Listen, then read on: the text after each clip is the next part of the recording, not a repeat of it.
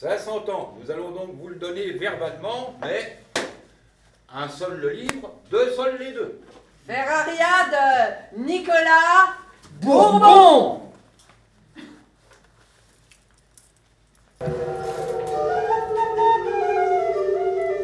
Ensuite, les oiseaux de nuit, ennemis du jour, qui chantent d'une manière horrible et volent d'une façon étrange, poussent leur sifflement dans l'obscurité. Alors, le charbonnier n'invoque plus les cieux, mais saisissant une torche, il implore le savant du Christ.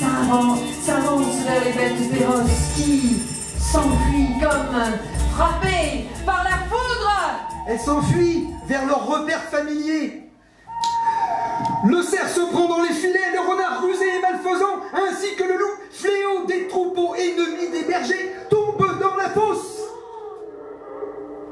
Heureux le peuple qui connaît son bonheur et accepte d'un cœur égal les peines et les épreuves.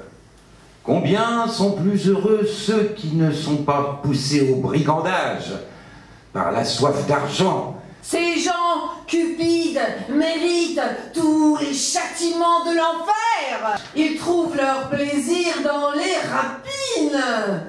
Ils nous poussent à suivre des instincts animaux. Et certains hommes, unissant leur corps en de monstrueux accouplements, se consument dans des étreintes interdites. Au bout de 7 jours, la cuisson du charbon est achevée.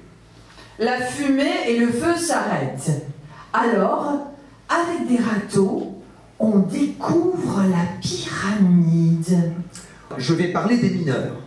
Ce sont eux qui, au prix de nombreuses fatigues et d'un labeur acharné, extraient le minerai de fer en pénétrant dans les entrailles de la terre. C'est au bord de la rivière Barse, aux ondes agitées, que se trouve cette masse énorme, carrée, construite en pierre brute. C'est cela le fourneau. Là se tient le fondeur, comme on l'appelle, qui par son adresse extrait de la masse de fer que l'on appelle fondue, la fonte. Il ne dort guère qu'une demi-heure d'affilée, et cela pendant les 2 mois au cours desquels le fourneau demeure en marche. Enfin voici le fer, la fonte, qui s'écoule dans des rigoles avec un bruit strident, pendant que les flammes et de noirs tourbillons s'élancent jusqu'à lécher les astres. Près de lui, d'autres ouvriers façonnent autour des moules d'argile. Et puis ils coulent le fer, la fonte, dans ces moules, et produisent même, aux choses admirables à voir, des bombardes. Grâce à ces armes, on peut ébranler les murs, raser les villes et les tours. Ils se servent d'un énorme marteau de fer qui est soulevé grâce à la puissante force de l'eau. Ils le saisissent, tout couvert de flammes, et le soumettent à ces coups terribles dont tout le pays retentit. Les compagnons, lourds de leurs gains, se réunissent et se délassent, et délassent leur corps fatigué au cours d'un banquet. Oui! Là, ils s'échauffent par le vin et le jeu. Et terrassés par la boisson. Comme Bacchus, il vomit, il éructe. La maison retentit de leur clameur. La confusion est grande, on croirait des lapides. Les coupes volent. Des luttes s'engagent. Les tables sont renversées. Et parfois, Le sang coule. tandis que les pasteurs dorment. Mais ne nous trompons pas.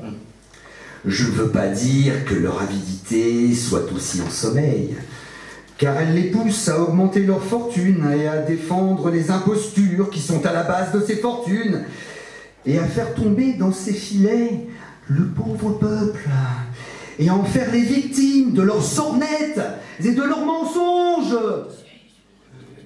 Au malheureux Bourbon, né sous une mauvaise étoile. Pourquoi ne pas te détourner de toutes ces choses et ne t'intéresser, pauvre fou, qu'aux œuvres humaines, afin de devenir riche, riche comme Hippocrate, vivre à l'abri des soucis et briller avec de beaux vêtements. Oh, malheureux enfant!